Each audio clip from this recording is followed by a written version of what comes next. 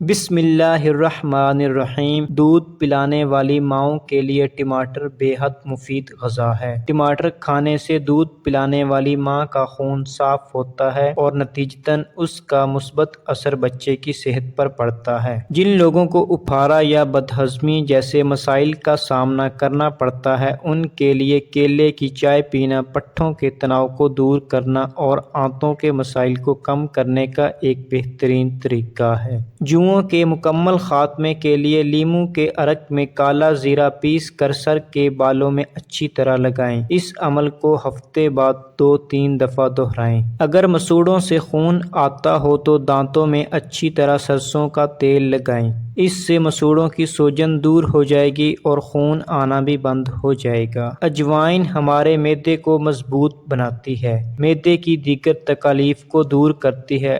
اجوائن کا استعمال گیس، تیزابیت اور بدہضمی میں فائدہ پہنچاتا ہے۔